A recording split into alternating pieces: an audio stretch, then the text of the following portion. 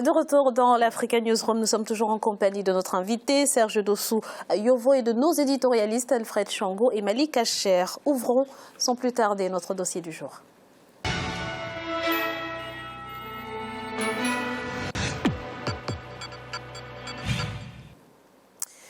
Avant et après son élection, le président Patrice Talon a reçu de nombreux soutiens de formations et d'hommes politiques de tous bords. Une situation qui semble placer ce dernier dans une posture de président sans opposant. Reportage de notre correspondant Lefti Ounou, commenté par Idelette Mirabel-Bissou. Quel acteur pour assurer la veille politique au cours du quinquennat du nouveau président Patrice Talon au Bénin? Après son accession à la magistrature suprême le 6 avril 2016, le nouveau président a reçu le soutien de plusieurs formations politiques. En dehors du Parti démocratique de l'homme d'affaires Martin Rodriguez, porté sur les fonds baptismaux le 3 avril 2016, aucune formation politique ne se réclame de l'opposition. Les partis traditionnels d'opposition se sont désengagés de cette responsabilité.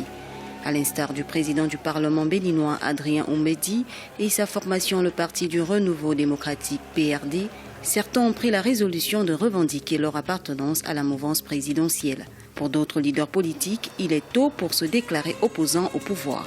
Le pouvoir en place a besoin de son opposition, mais l'opposition doit venir à point nommé. Mais à l'heure où nous parlons, si quelqu'un dit qu'il est opposant, ou encore ceux qui avaient dit qu'ils étaient opposants avant même l'investiture du président de la République, il faut qu'on soit contre l'individu Patrice Talon pour dire qu'on est opposant. Il faut s'opposer à quelque chose. Le président Patrice Talon a remporté l'élection présidentielle de mars 2016 au second tour avec 65,37% face à l'ex-premier ministre Lionel Zinsou. Ce dernier a félicité son adversaire pour sa brillante élection, un geste noble apprécié par le peuple béninois et les acteurs politiques. Après l'accession au pouvoir du président Patrice Talon, le candidat malheureux porté par la coalition des forces Kori pour un Bénin émergent Lionel Zinsou était attendu dans la posture de chef de file de l'opposition. Celui qui devait se mettre dans la posture de chef de l'opposition et déjà au lendemain de l'installation de l'actuel président de la République pouvait déjà commencer à le marquer à la culotte et à jouer ce rôle, c'est le candidat malheureux, M. Lionel Zinsou, qui, une fois au soir des élections, a pris ses clics et claques et est allé vaquer à d'autres occupations. Donc, il a laissé le terrain libre. Il y a l'homme d'affaires rival de Patrice Talon dans le secteur cotonnier, Martin Rodriguez, qui a essayé de créer son parti démocratique, mais ça n'a duré que le temps d'un feu de paille. Donc, il a annoncé qu'il est opposant, mais il a disparu les secondes d'après. Et donc, le terrain est vide actuellement. L'opposition a une triple fonction. Il s'agit de la fonction d'alerte, de critique et d'alternance à la majorité présidentielle ou parlementaire. Au Bénin, les partis politiques sont confrontés à de nombreuses difficultés liées notamment à l'absence de financement de la part de l'État et la non-application du statut de l'opposition. Ces difficultés sont toujours d'actualité. Il est véhiculé dans l'imaginaire collectif béninois aujourd'hui l'assertion selon laquelle l'appartenance à l'opposition politique est synonyme de traverser le désert. Ça veut dire quoi? Ça veut dire que personne n'a envie de faire une opposition frontale. Et donc le débat politique en prend un coup. À l'instar de la présidentielle qui a consacré l'élection de Patrice Talon, aucun parti politique n'a réussi à faire élire un de ses membres comme président de la République depuis le renouveau démocratique. Au lendemain de l'élection présidentielle, il y a une constitution de la classe politique qui s'opère. Les différents partis qui n'ont pas soutenu le président Patrice Talon au second tour s'inscrivent dans une dynamique de repositionnement. Toute la coalition politique qui a soutenu Patrice Talon pendant le deuxième tour, la coalition de la rupture, ils attendent. Parce qu'il y a encore de nombreux postes de responsabilité à pouvoir. Et donc aujourd'hui, se mettre à critiquer le pouvoir qui est là, c'est que c'est griller toutes ces chances de participer à la gestion du pouvoir, mais aussi griller les chances de ces militants. Les partis politiques dignes du nom qui existaient dans le pays, qui ont soutenu ce candidat aujourd'hui, refusent d'assumer leur responsabilité, ils refusent de prendre leur responsabilité, ils refusent de s'assumer. Et on veut tous aller à la rivière. On veut tous être de la mouvance parce qu'on se dit qu'il y a des postes à glaner, il y a des avantages qu'on pourrait avoir et tout. Alors que le président actuel nous a promis qu'il reverrait le statut des partis de l'opposition. 3 mois après son investiture, le chef de l'État Patrice Talon a pris plusieurs décisions importantes. Il s'agit de la suspension de concours et d'actes pris par le précédent gouvernement, la mise en place de la commission des réformes institutionnelles ou encore le découpage territorial. Aujourd'hui, la veille citoyenne est assurée par les syndicalistes, les acteurs de la société civile et quelques partis politiques minoritaires. Nous sommes critiques vis-à-vis de chaque pas que le gouvernement pose. Donc, la formation du gouvernement, nous avons montré que ça ne donnait pas les signes de rupture avec le système d'impunité. Parce qu'il nous semble qu'au sein de ce gouvernement, et dans une déclaration publique, il y a des gens qui doivent répondre devant le peuple et devant la justice. Et à chaque pas, nous disons non, que nous pensons que le gouvernement ne va pas dans la bonne direction, qu'il ne va pas dans le sens de la rupture d'avec la gouvernance passée et ne prend pas la voie de rupture avec le parcours colonial de notre pays. Il est devenu de coutume qu'un bilan de gestion de l'État soit fait après les 100 premiers jours de l'installation d'un nouveau pouvoir. Cette occasion va permettre aux acteurs politiques d'apprécier les actes posés par le président de la République. Je pense qu'aujourd'hui, il faut qu'on aille vers des réformes sérieuses et sincères. Et dans ces réformes-là, il faut qu'aujourd'hui, on ait un statut de l'opposition qui soit fonctionnel. C'est vrai, nous avons la loi numéro 2001-36 du 14 octobre 2002 portant statut de l'opposition au Bénin, qui d'ailleurs a été mise en application par le décret numéro 2008-648 du 20 novembre 2008. Mais en réalité, sur le terrain, comment ça se fait? Qu'est-ce qui se passe? Non, nous n'avons pas vraiment un statut de l'opposition au Bénin. Ce qui est important, ce à quoi j'encourage les Béninois, c'est de s'approprier le projet de société Nouveau Départ du président Patrice Talon et de l'accompagner dans la traduction de ce projet de société en politique publique sectorielle. Et maintenant de suivre et participer à la mise en œuvre de cette politique publique sectorielle. Et c'est à ce niveau qu'on peut véritablement parler d'opposition ou de soutien. Autrement, ce serait soit l'expression de la haine en parlant d'opposition ou de l'accompagnement aveugle dans l'autre cas. C'est la première fois qu'un homme d'affaires accède à la fonction présidentielle au Bénin. Aussi, le mutisme des formations et leaders politiques après 3 mois d'exercice du pouvoir interpelle. Le Parti démocratique de l'homme d'affaires Martin Rodriguez, qui se réclame de l'opposition, est resté muet sur les différentes positions du président Patrice Talon. Les forces Cori pour un Bénin émergent de l'ex-président Boni Yayi sont pour l'heure réduites au silence et au bord de l'implosion. Au sein de l'opinion, le son de cloche des forces de l'opposition est attendu sur les orientations économiques et politiques de l'exécutif. Alors Alfred, avant d'entrer dans le vif du sujet, peut-être d'abord revenir sur l'importance d'une opposition politique et sur ses différentes fonctions. Je pense, Graziella, qu'en Afrique, effectivement, il faut vraiment réfléchir sur le rôle et la place de l'opposition dans les institutions démocratiques, dans les institutions républicaines. Le rôle de l'opposition, évidemment, c'est littéralement de s'opposer, mais pas de s'opposer systématiquement ni n'importe comment. C'est d'avoir un projet de société, un programme à défendre face à ceux qui sont au pouvoir. C'est d'apporter des contre-propositions quand ils se rendent compte effectivement que le projet de celui qui est au pouvoir ne correspond pas, en tout cas de leur point de vue, aux attentes de la nation, aux intérêts suprêmes du pays. Mais en même temps, une opposition peut être constructive, c'est-à-dire essayer de ne pas être justement dans l'opposition systématique et chaque fois d'apporter sa part justement pour amener le gouvernement à pouvoir revoir aussi sa copie quand il le faut nécessairement. Ce n'est nullement justement de s'écraser devant le pouvoir, de s'effacer pour laisser le champ libre au pouvoir. Et du coup, ça pose la question justement de la constitutionnalité ou de la constitutionnalisation de l'opposition. De leur donner un statut et une viabilité, c'est-à-dire les moyens d'exercer justement leur fonction d'opposant au même titre que ceux qui sont au pouvoir, puisque de toute façon la finalité de l'action politique, que ce soit de l'opposition ou de la majorité, c'est d'accéder au pouvoir. Et pour y accéder, il faut que l'opposition ait les moyens. Et ça manque souvent. Enfin, la dernière chose que je voudrais ajouter, c'est que les oppositions africaines doivent être responsables, devenir responsables, savoir elles-mêmes quelle est leur place dans les institutions et éviter justement cet émiettement qu'on voit dans la plupart des pays parce que ça devient une source de revenus en quelque sorte. Merci Alfred. Monsieur Dossou Yovo, pour en revenir au Bénin, l'opposition est-elle en voie de disparition dans ce pays? Vous avez vu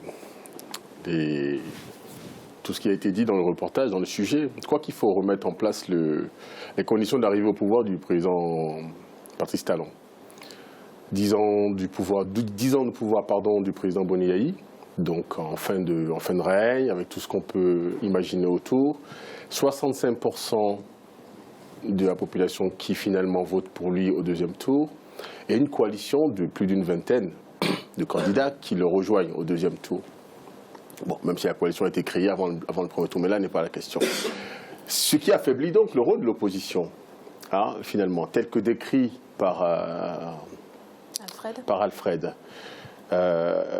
Juste donc, aujourd'hui, ça fait 3 mois exactement que le nouveau pouvoir est en place. On n'efface pas 10 ans de pouvoir en 3 mois.